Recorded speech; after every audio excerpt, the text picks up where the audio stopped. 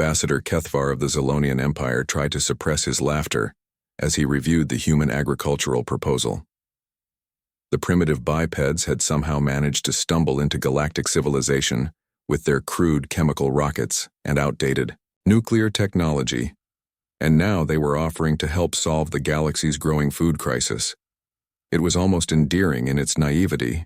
Dirt farming, he muttered to his aide, his translator rendering the human concept into their own language.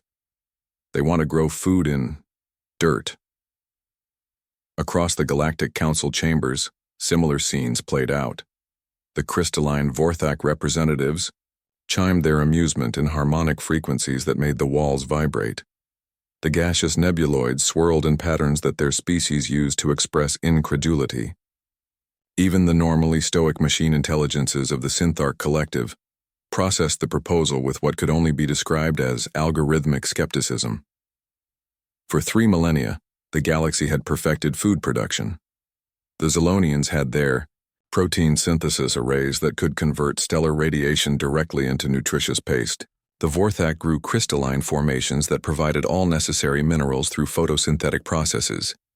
The Aquarians cultivated vast hydroponic installations in zero-gravity environments. Each species had evolved beyond the primitive concept of soil-based agriculture that these humans seemed to champion. Dr. Sarah Chen, the human agricultural representative, stood calmly at the center of the vast chamber as waves of alien laughter washed over her. She had expected this reaction. The briefing package she'd studied had made it clear that humanity's approach to food production was considered laughably primitive by galactic standards. "Honored delegates," she began, her voice carrying clearly through the chamber's translation matrix. "I understand your skepticism, but perhaps you would allow us to demonstrate?" The laughter gradually subsided, replaced by curious murmurs. Kethvar leaned forward in his hover seat. The humans had already proven surprisingly resourceful in some areas. Their fusion reactors were remarkably efficient, and their quantum computers showed unexpected innovations in processing architecture. Perhaps it would be amusing to see what they considered advanced agriculture.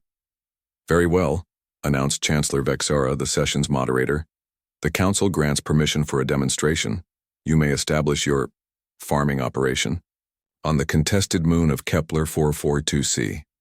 The soil there has been poisoned by industrial runoff and is considered completely barren. If you can produce food there, we will consider your proposal." Dr. Chen smiled. "We accept." 6 months later, Kethvar found himself staring at readouts that defied explanation. The monitoring stations orbiting Kepler 442c were transmitting data that had to be wrong. According to the sensors, the moon's dead surface was now covered in vast green expanses that were somehow producing massive quantities of organic matter. "Run the diagnostics again," he ordered his aide. "Sir, we've run them 14 times. The readings are accurate. The humans have somehow made the barren moon more productive than our most advanced synthesis arrays." The shuttle descent to Kepler 442c revealed a transformation that left the entire Galactic Council delegation speechless. Where once lay cracked, poisoned soil, now stretched endless fields of golden grain that swayed in artificial breezes. Green vines heavy with fruits climbed, vertical growing towers that reached toward the sky. The very air hummed with life. Dr. Chen met them at the landing platform, her hands dirty with something the aliens had never seen before: rich, dark soil.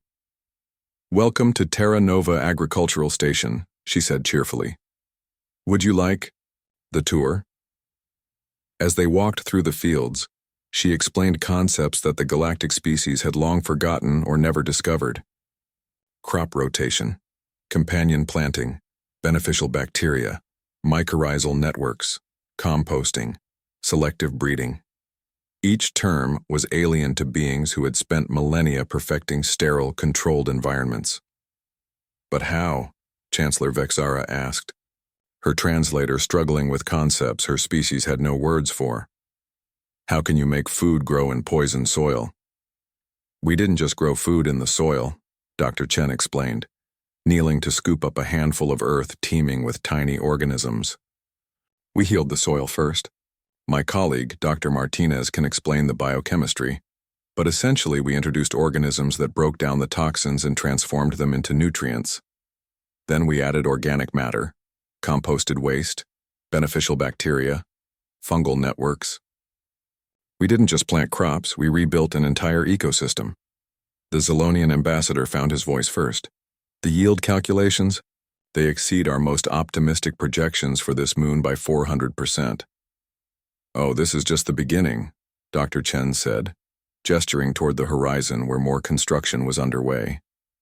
See, the beautiful thing about biological systems is that they're self-improving.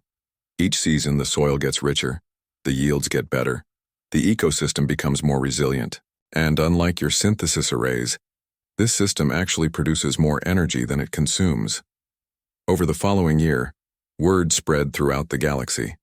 The humans weren't just growing food, they were terraforming dead worlds back to life.